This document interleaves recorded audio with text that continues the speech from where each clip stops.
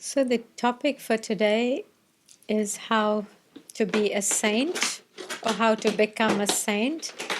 And I realized that it's actually not that easy a topic. And yet at the same time, everything that we've been doing so far is what is required of us to become a saint.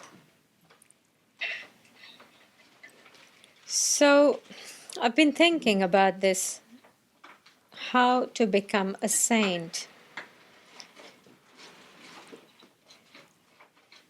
And to answer this question, I thought, well, what we need to look at is look at the people who are saints. And what do we notice? Like, what is the common theme that comes through when we look at all the various people who we regard as saints? And when I say saints, I don't mean it in the Catholic sense that, you know, where somebody dies and they've had to have done certain number of miracles and before they give them that title of sainthood. Yogic saints are a different story.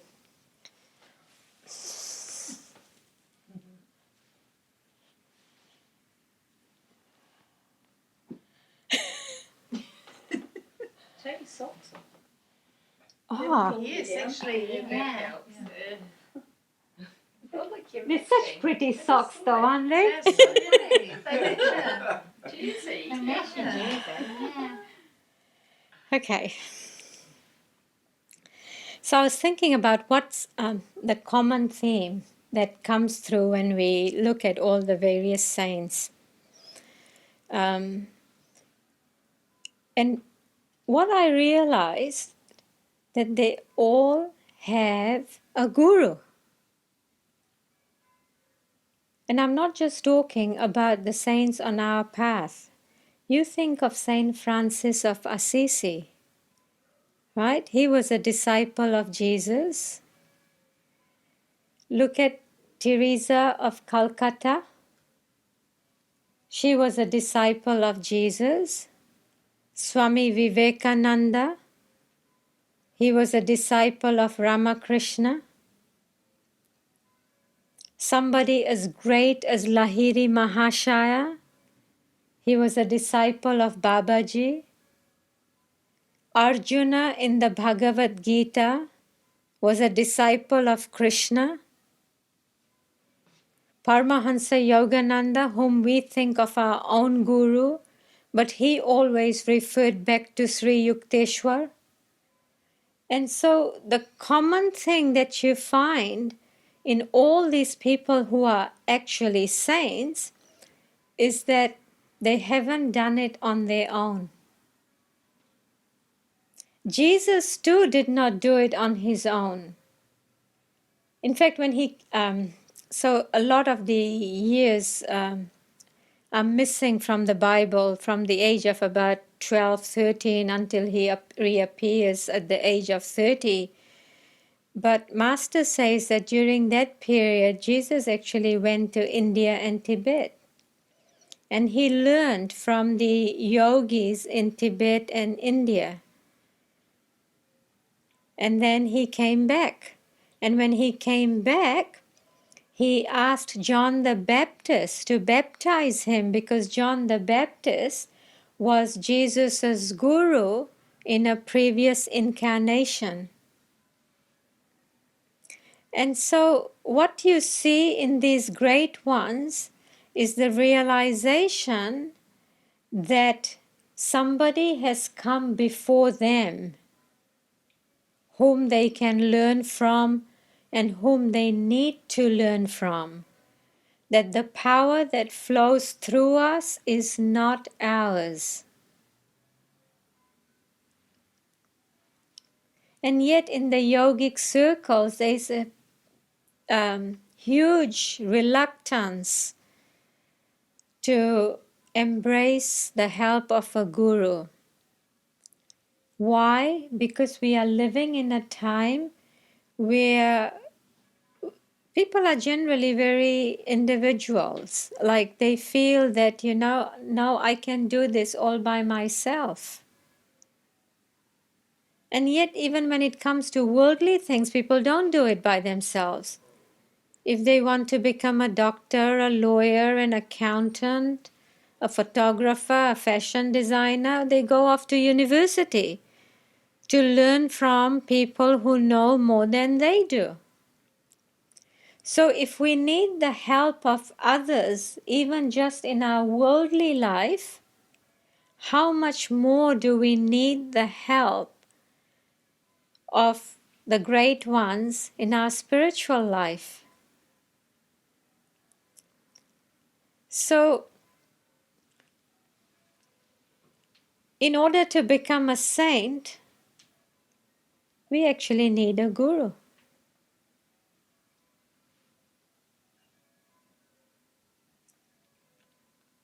It's beautiful bells ringing outside, huh?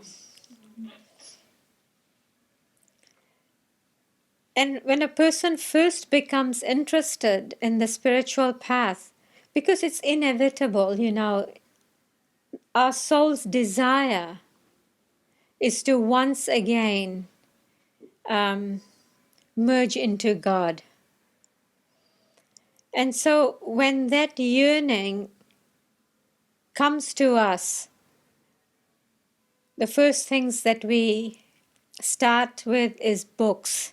We start reading books, Celestine Prophecy, Be Here Now, all the, popular books usually come to us first. And then comes teachers who are sharing these spiritual teachings. And then comes a true guru.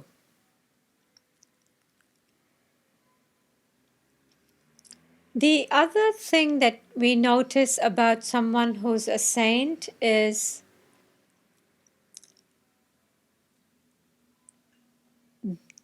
like they themselves almost don't exist.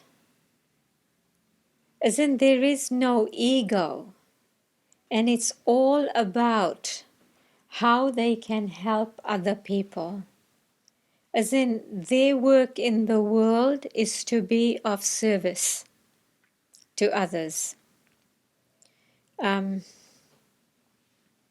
you look at Swami Kriyananda's life, he was always looking at how can he help.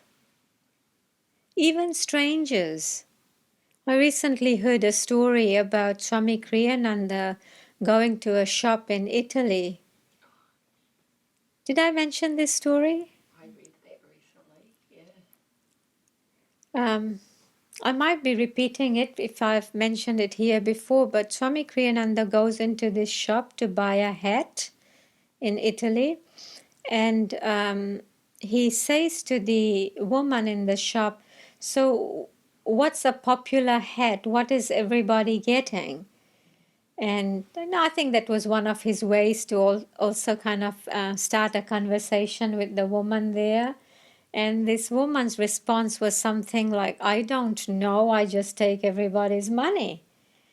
And Swami Kriyananda said something like, "Oh, that must be a very lonely existence."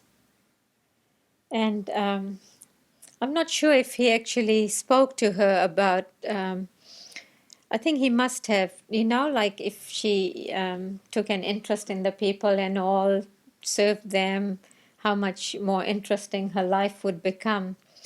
And anyway, and then Swami Kriyananda left the shop.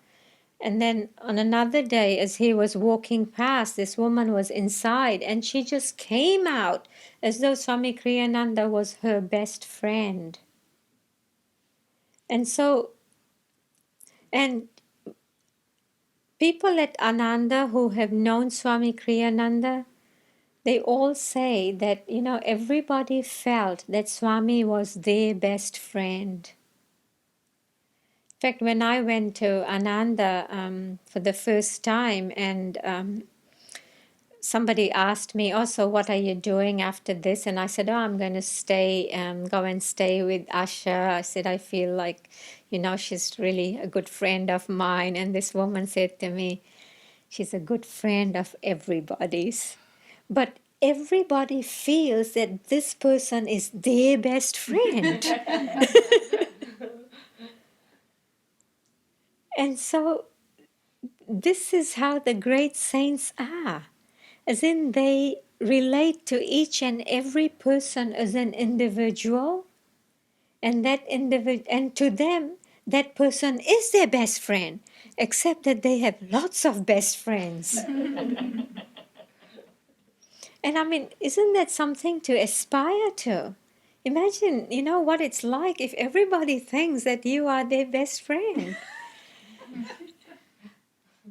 How many best friends will we have?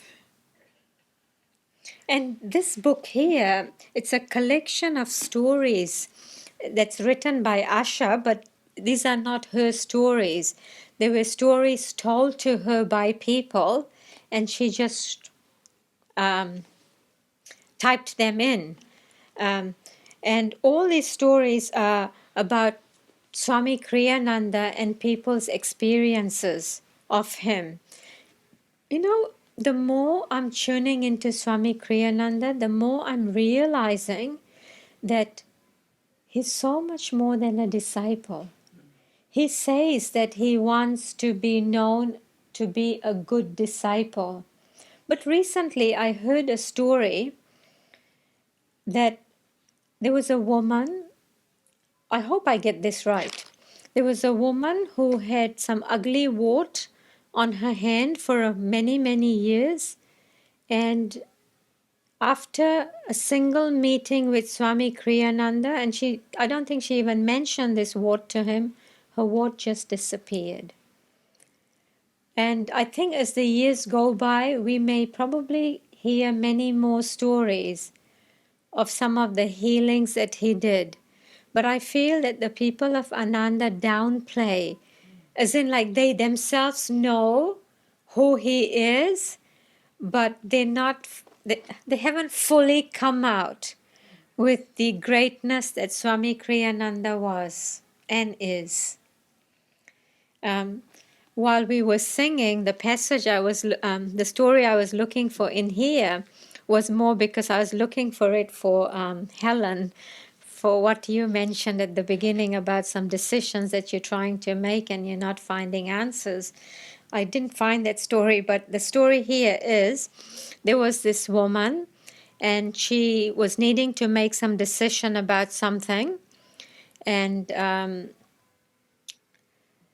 Swami Kriyananda asks her, so, have you asked Master about what to do?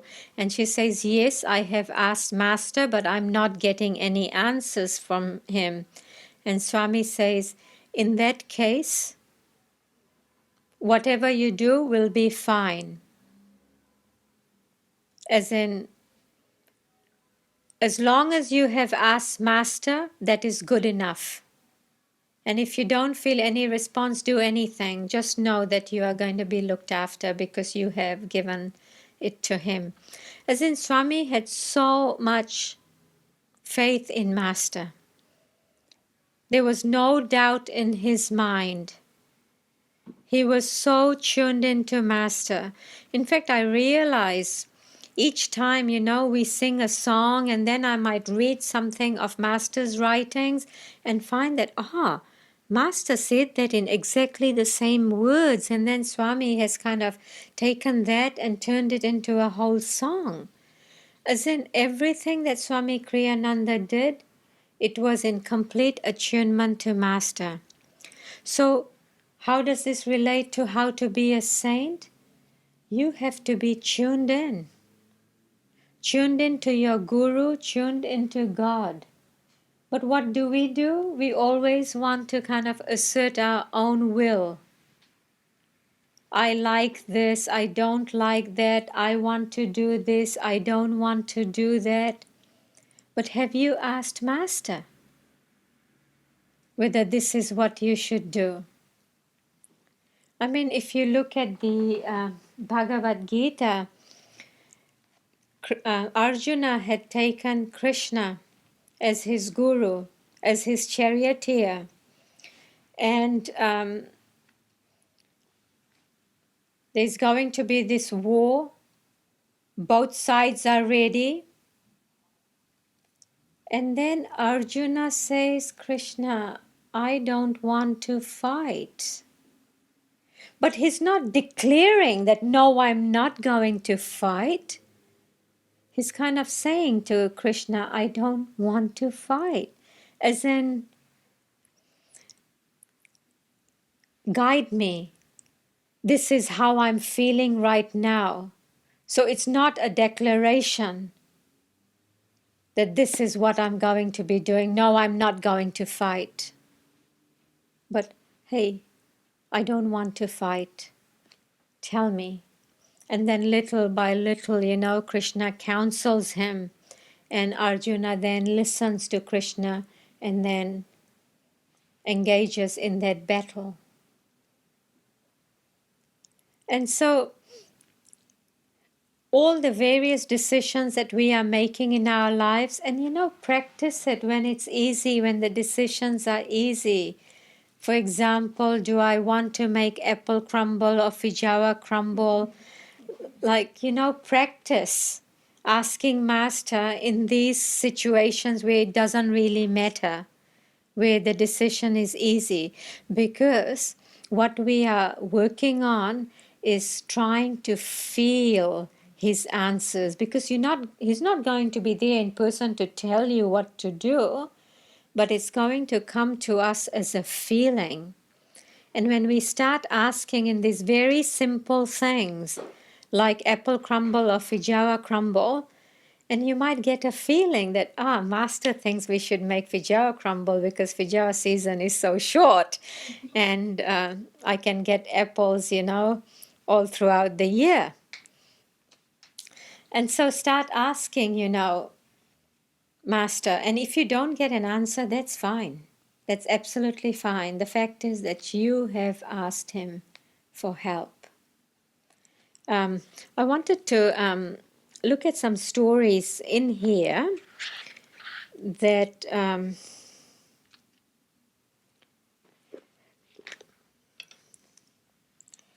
so this story is titled For Your Sake.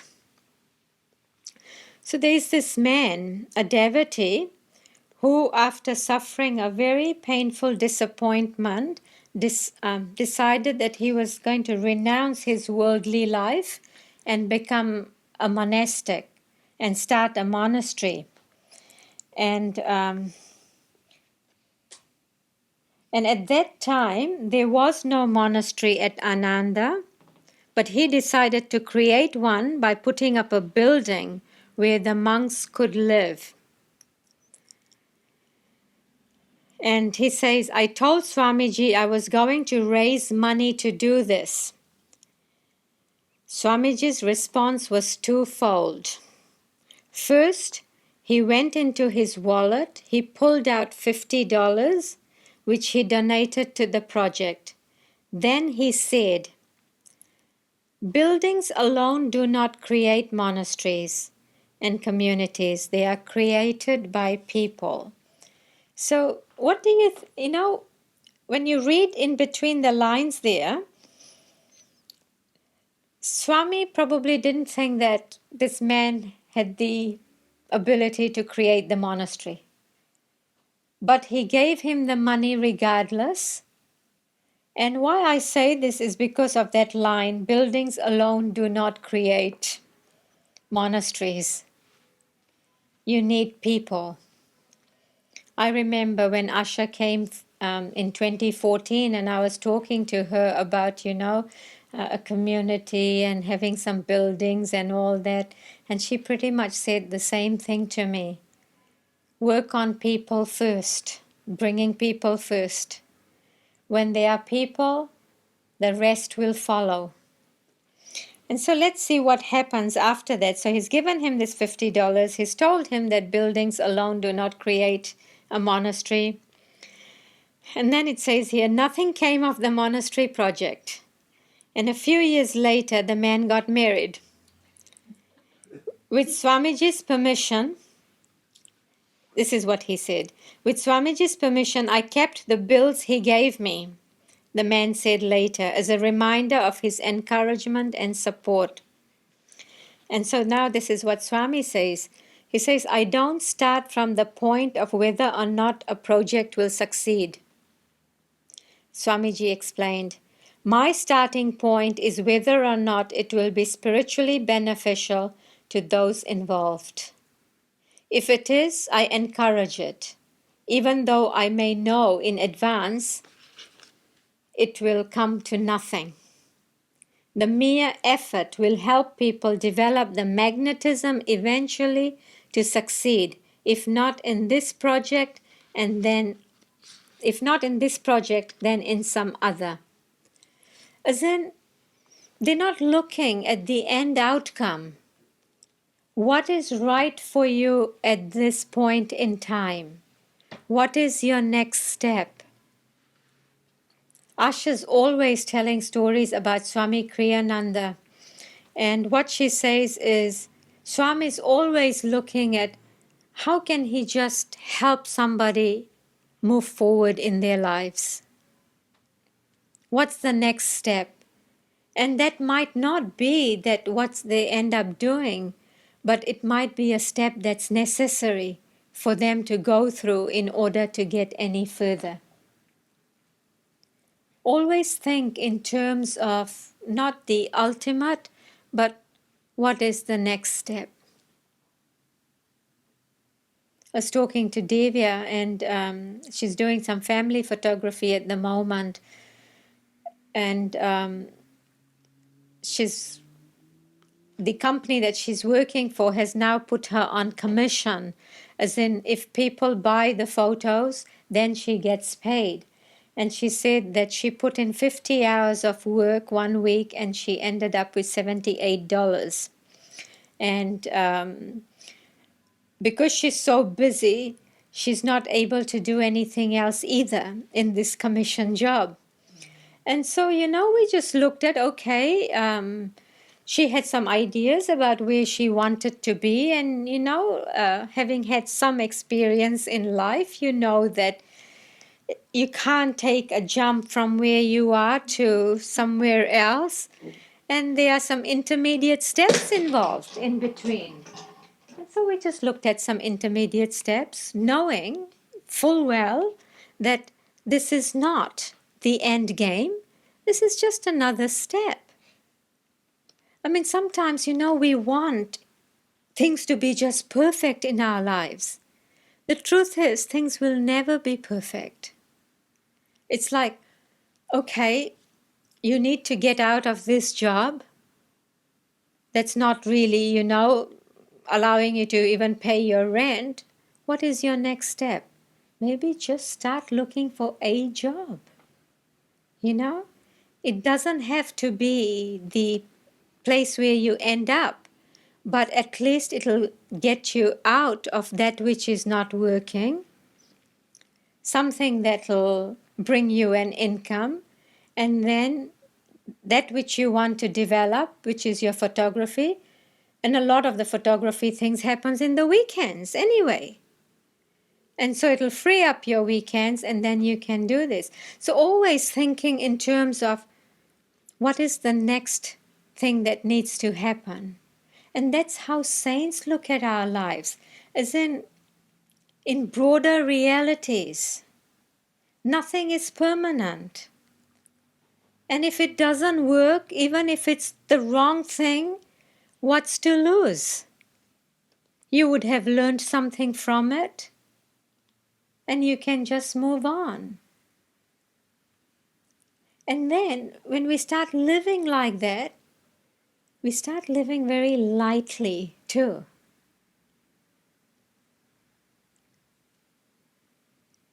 There's no ego involved in it. Yeah, this too will come to an end, and then there'll be something else and something else. The saints have no ego. They live very, very lightly. And therefore, it's like they just don't exist. They're there for everybody else. Why does Babaji live in his body? He lives for us. The great gurus, they have no need to come into this world for themselves. They have no karma, but they accept pain, limitation, and suffering, as the Festival of Light says, for people like us, that we can move towards our soul freedom. Let's look at another story.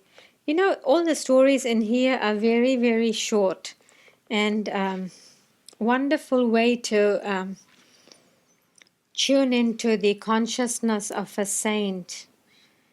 If Swami Kriyananda was a Catholic, he would have been canonized as a saint.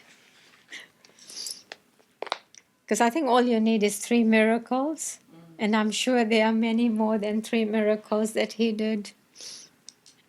So this had to do with Swami Kriyananda wanting to buy a printer.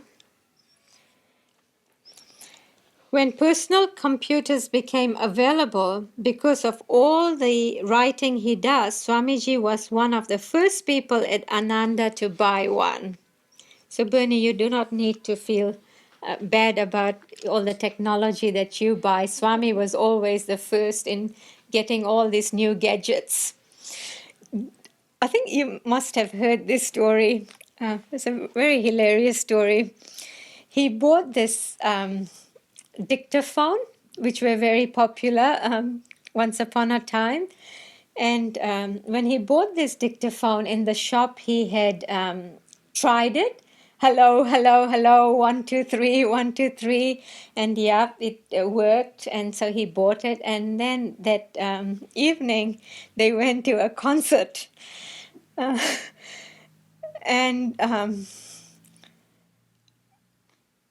you know what it's like, if you go to a concert, this beautiful music being played and everybody's quiet and all. And then Swamiji decided to record this music that was being played. But because it was dark, he pushed the wrong button. And then it was like, hello, hello, hello, 1, 2, 3,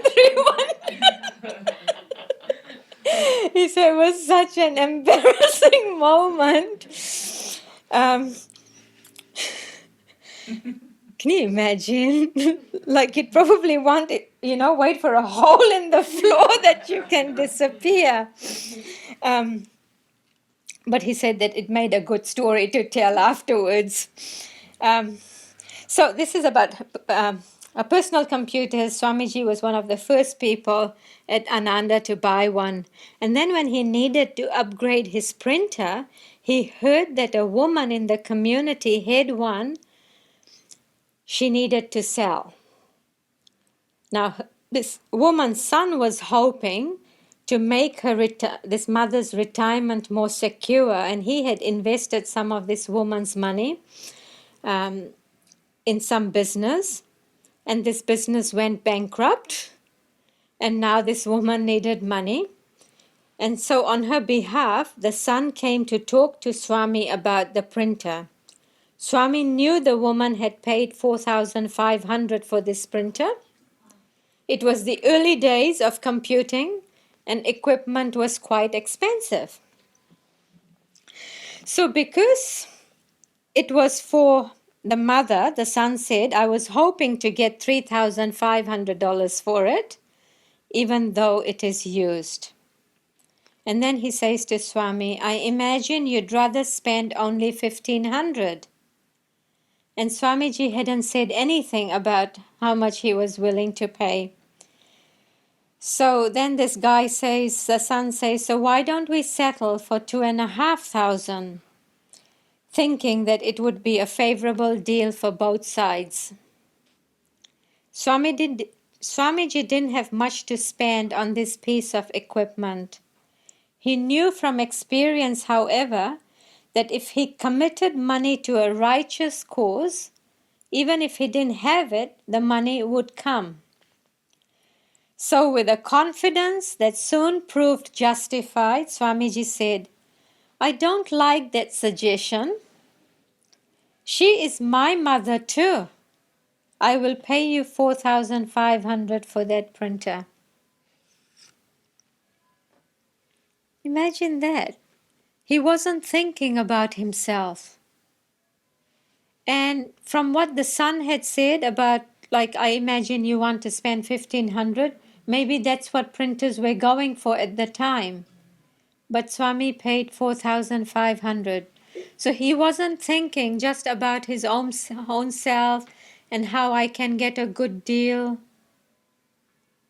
His concern was for that woman.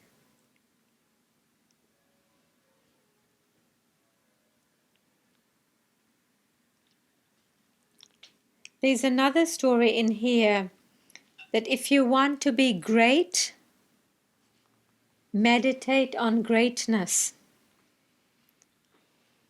And what does it mean to meditate on greatness? And here we're using the word meditate in a slightly loose way, as in read about the lives of saints. Paramahansa Yogananda would say to read the book, The Saints That Moved the World. That book is about all the various saints, including Saint Anthony, Saint Augustine, Saint Ignatius, and a few others. He says, read about their lives. You know, it's like if you want to become successful in this world, you read books or read about people who have been successful in this world. Like maybe, you know, the Google person, the Apple person, read the lives about them, the guy who runs Amazon and Elon Musk and all those names. But if you want to be a saint, well, read about their lives. How did they live? What did they do? What was their attitude? How did they solve problems when, you know, problems came in their lives? And then we become like them because we start tuning into that consciousness. Whatever consciousness you tune into, that's who you become. And so tune into the consciousness of the saints.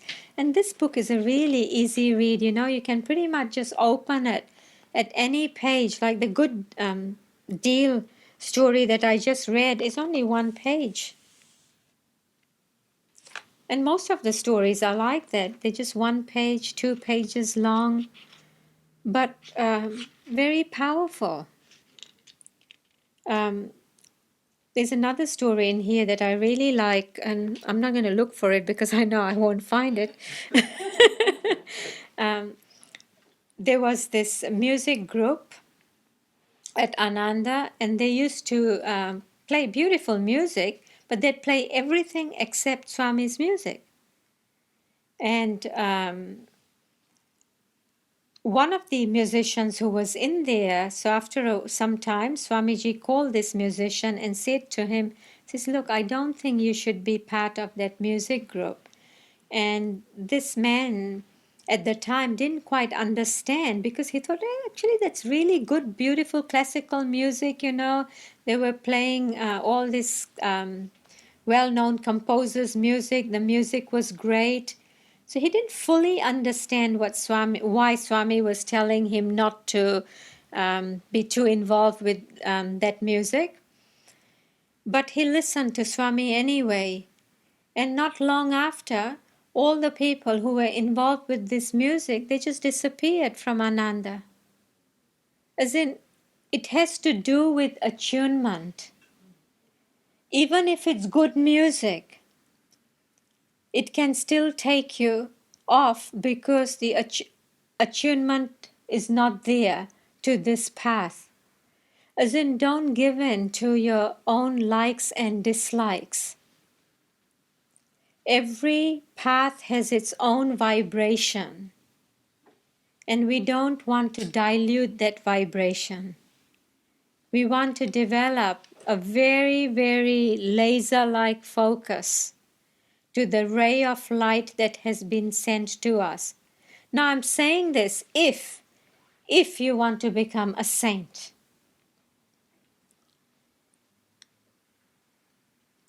And so we can learn so much, just from reading about the lives of these saints.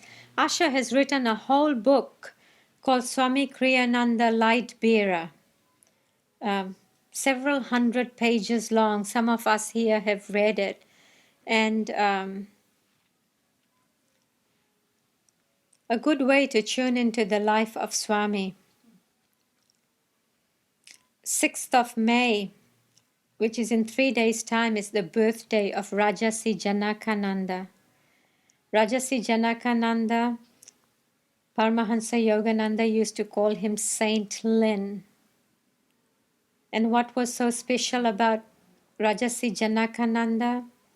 He just loved Master, absolutely loved Master, to the point that once there was going to be a big fair in Chicago. Lots of people were going to come to that fair.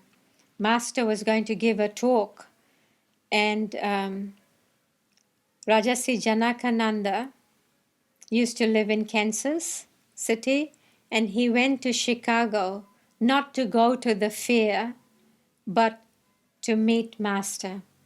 He didn't have any other agenda when he went to Chicago except that he wanted to be with Master. They used to,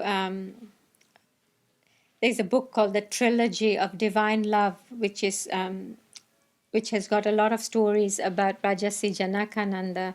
And when he first came to Master's ashram, and there'd be boxes of fruit that would come, and Rajarsi would pick the best ones for himself until he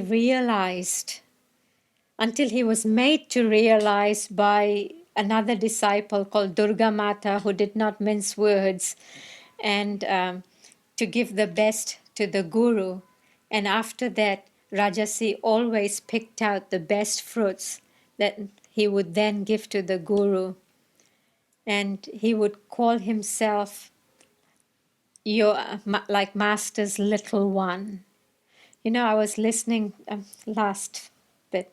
I was listening to a talk by Asha, and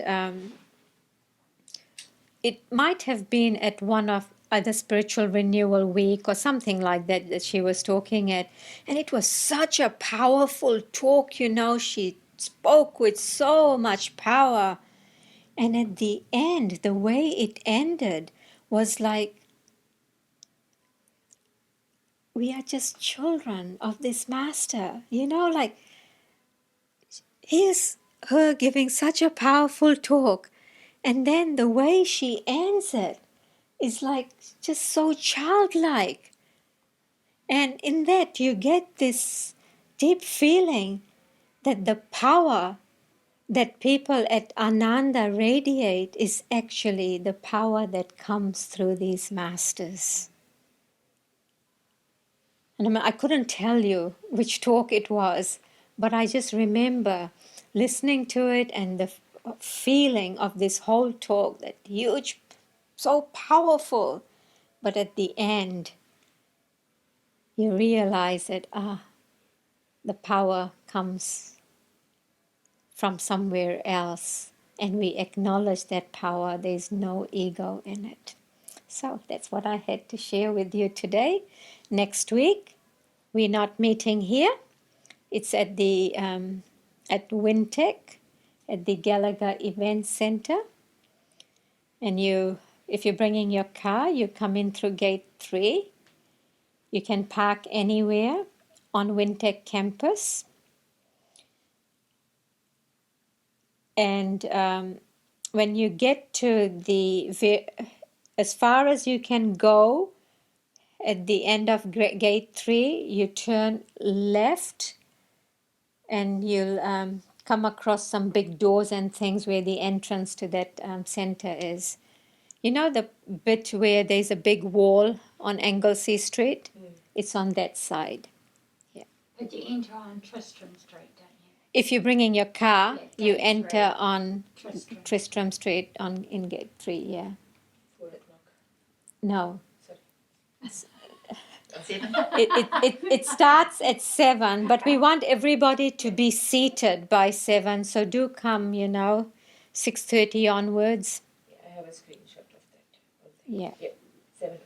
Will we all be sitting in chairs? No, so if you want to sit on the floor, bring your cushions and things because we're wanting it to look a little bit more like what it's looking right now. So informal. If we all sit in chairs, it'll look too formal and it's not our New Zealand vibe. Yeah, yeah. So please, if you want, maybe we could also bring some, except that we'll have so much stuff to bring. So I don't want to say that I'll bring cushions and things. But you are free to take these cushions yourselves from here and bring it on the day. So I'm not having to bring it. Yeah. But yeah, it'll be nice if we can make it look quite informal. So please do bring your, blankets. Yeah, I think it'll be nice. When she first came in 2014, we did the program at the university. That too was the Gallagher Performing Arts there. And we had a group of singers actually, and they sang the Maori. What did they sing? Do you remember? Some little welcome, was it? Yeah. Yeah, but we haven't got anything like that planned this time, but that was nice. But if any of you want to do you singers I'm looking at, if you want to do something that's kind of has the New Zealand flavor, I don't know, do you know anything? Nothing's springing to mind right now. We have I just saw one of my friends. She used to be here, Ara Hidden. She's a singer and she's Maori. I know Ada. She's a former. Ara. Yeah. Yeah, I know her. She's She's a my. beautiful singer. Yeah. Ask her. She's Ebony's was my daughter's. Her daughter, stepdaughter, was my daughter's best friend. Ah, yeah. She's a beautiful singer. She sings very good Maori welcome song. She could sing. And I just saw she's also a member of the group. That name is very familiar to She's me. a member of this group. Ah, I saw okay. Bernie's post and I saw her like, in the same group. But anyway, I leave it to you. If it's possible, do it. If not, it's fine too. Yeah. But I think it'll be nice to kind of, or think of some way to make it, That'll be Special. the first opportunity most of us will get to see her. Yeah, Yeah. yeah. Yeah. What did we sing Tuesday, she writes Tuesday morning. when Marie was around? And remember we sang, it was a beautiful song. It's recorded. Was it? Yeah, so Asha has a New Zealand playlist on her YouTube. So if you go to that talk, you'll probably see what they sang. Okay. I don't know whether that was recorded. It was. I remember seeing it. Yeah. Yeah, It yeah. was at your place though. No. This was at Gallagher Oh, no, Performing this Arts. one was at your place. Okay. Yeah. I think they sang several times. They even sang in Taupo, and they sang different ones. We all sang it with Marie leading. Rangi Marie, I remember that word. Tato, Aroha, te aroha. Yeah, that Aroha one. couple, no? Yeah. I think that was one of the songs that I think that must have been at the end we sang that, yeah.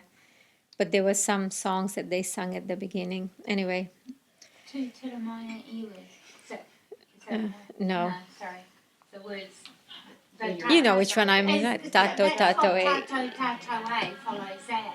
Oh, Yeah, there's yeah, we sang that. What's but that? We sang other ones. What's that one? Ho Kara Kara. Uh-huh. But we sang other ones as well. We can also sing some We never sing that stuff. nice. Yeah. Yeah, that's the other thing. Yeah, that's not. We just sing Swami songs. That's true. Yeah. That's true. There's no trying to be something we're not. Yeah, that's true. Yeah, Yeah, I true. can. Yeah. can sing the songs that we sing. Thank you. But I think it will be nice for us to then sing Swami's songs rather than rely on Dambara alone. Don't you think? It'll be what? Sorry? Like some of you good singers can, I said, rather than relying on Dambara alone, like this is our event, you know? We could always come earlier and sing as people came in or something. No? No, it never works. People are talking and all of that, yeah. Anyway, let's finish. Yeah. Heavenly Father, Heavenly Father, Divine Mother, Divine Mother, Friend, Beloved God, Friend, Beloved God, Jesus Christ, Jesus Christ, Babaji Krishna, Babaji Krishna, Lahiri Mahashaya, Lahiri Mahashaya, Swami Sri Yukteswar, Swami Sri Yukteswar, and Paramahansa Yogananda, and Paramahansa Yogananda, saints and sages of all religions, saints and sages of all religions, and beloved Swami Kriyananda, and beloved Swami Kriyananda, we humbly bow to you all. we humbly bow to you all. May thy love shine forever May thy love shine forever on the sanctuary of our devotion, on the sanctuary of our devotion, and may we be able to awaken and may we be able to awaken thy love in all hearts. thy love in all hearts. Om. Peace. Amen.